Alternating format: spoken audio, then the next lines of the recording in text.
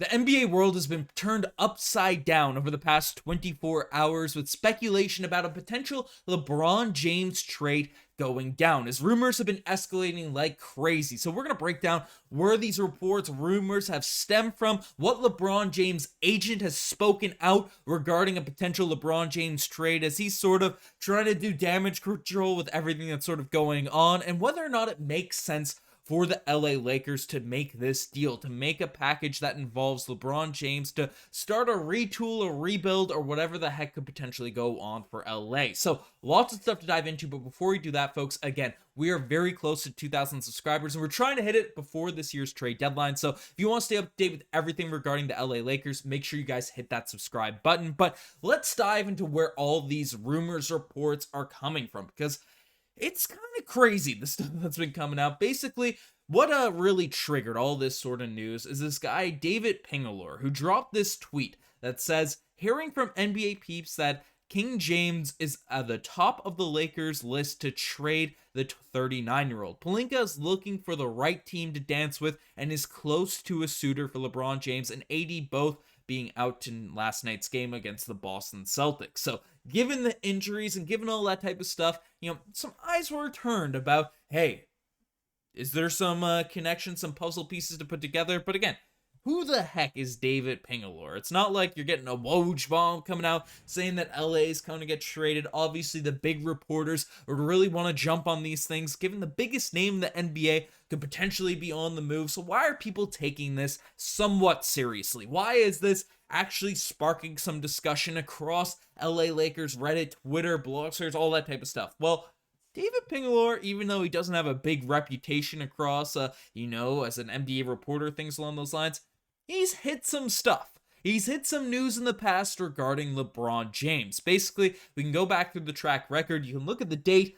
from 2012, was recently told from NBA people that LeBron James has put feelers out regarding a return to the Cleveland Cavaliers in 2 years. So, again, called that 2 years ahead while the Miami Heat winning chips and stuff. Why on earth would he want to return to the Cavs? That was probably seen as preposterous, and obviously ended up calling that correctly. Another one pulled up from the backs, the history of David Pingalore, saying that just now, hours away from NBA free agency is set to start, his sources tell him that it's highly likely and leaning, Kawhi Leonard is highly likely and really leaning more so to sign a deal with the LA Clippers, reiterating that the NBA Finals MVP is not at all interested in doing a deal with the LA Lakers. Obviously, the Clippers were sort of, at that time, the third wagon, the third team that was most likely to land the coveted asset in the Kawhi Leonard in that free agency. The Lakers were probably favorites, and then people seriously thought he could go back to the Toronto Raptors as well after winning the whole championship, winning the Finals MVP.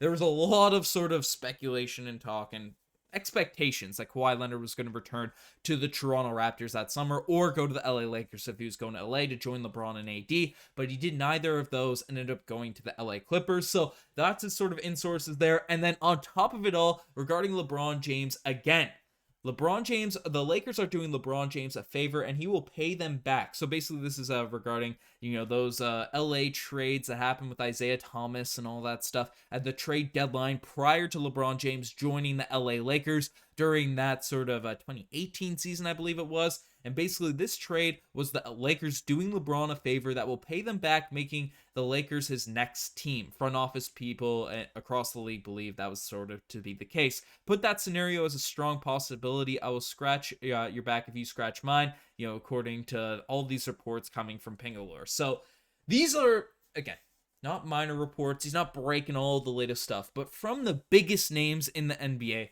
with ties, with associations to LA, David Pingalore has had some crazy hits before anyone else, before anything else came out, before anything really dropped. So people are taking this a little bit seriously when he's coming out and saying that the LA Lakers could potentially trade him. His legacy, the Pingalore legacy, is on the line here with this sort of potential trade discussions and stuff along those lines. But Rich Paul, obviously seeing all these reports, seeing LA Lakers fans' reaction to all of this news, is trying to do some damage control, is trying to sort of prevent this from, starting a crazy story. Because, if it's true, if it's not, this is sort of a bad look to say, hey, because if he doesn't get traded or something along those lines, that the Lakers are shopping him is pretty bad look on, his top client, the biggest name in the NBA. So Rich Paul basically came out and said this. His agent said that LeBron James will not be traded, etc.